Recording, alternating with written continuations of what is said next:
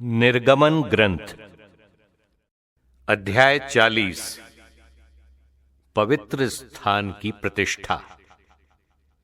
प्रभु ने मूसा से कहा, पहले महीने के पहले दिन दर्शन कक्ष निवास की स्थापना करो, उसमें विधान की मंजूषा रखो और उसके सामने अंतरपट लटकाओ।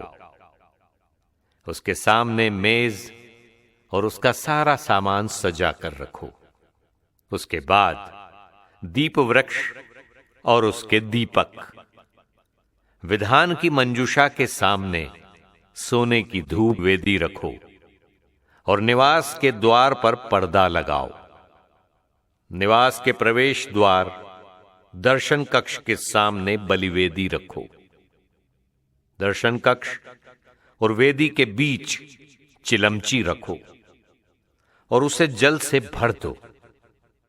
चारों ओर का आंगन तैयार करो और उसके प्रवेश द्वार पर पर्दा लगाओ।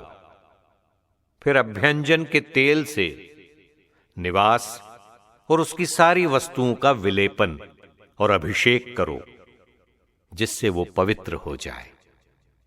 इसी प्रकार बलिवेदी और उसके सारे सामान का भी विलेपन करो, जिससे वो परम पवित्र हो जाए। चिलमची और उसकी चौकी का भी विलेपन और अभिषेक करो। तब हारून और उसके पुत्रों को दर्शन कक्ष के द्वार पर बुलाओ और उन्हें जल से नहलाओ। हारून को पवित्र वस्त्र पहनाओ, उसका अभ्यंजन करो और मेरे पुरोहित के रूप में उसका अभिषेक करो।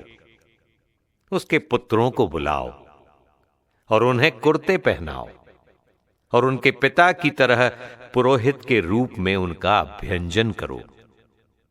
उनका ये अभ्यंजन पीढ़ी दर पीढ़ी सदा के लिए उन्हें याजक का पद प्रदान करेगा। प्रभु ने जो कुछ कहा था, मूसा ने वो सब पूरा किया।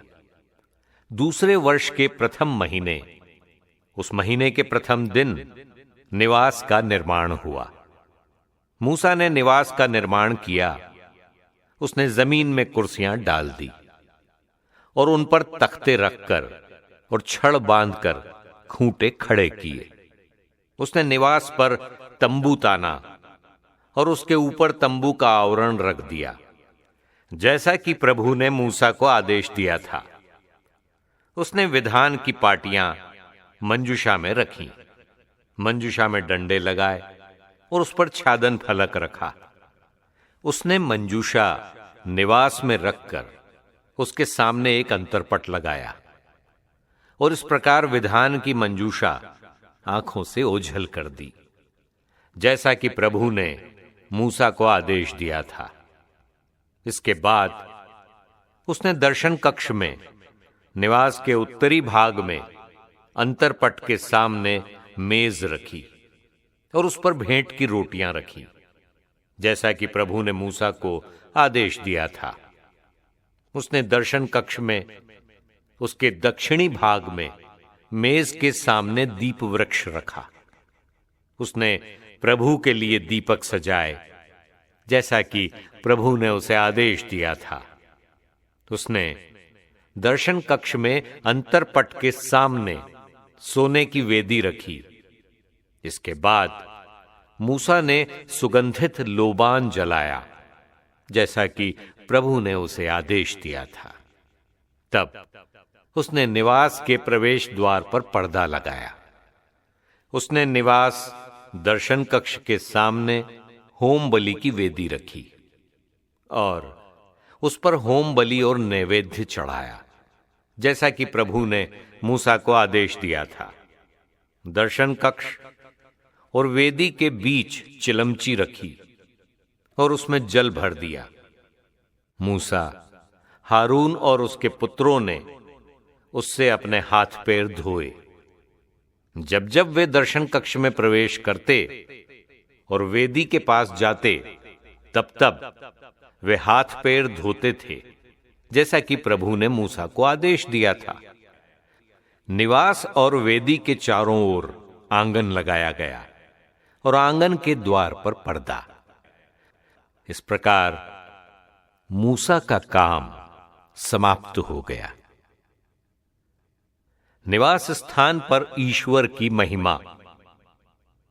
तब एक बादल ने दर्शन कक्ष को ढक लिया और प्रभु की महिमा निवास में भर गई। मूसा तंबू में प्रवेश नहीं कर सका, क्योंकि बादल उसे छाए रहता था और निवास प्रभु की महिमा से भर गया था। समस्त यात्रा के समय इजरायली तभी आगे बढ़ते थे जब बादल निवास पर से उठकर दूर हो जाता था।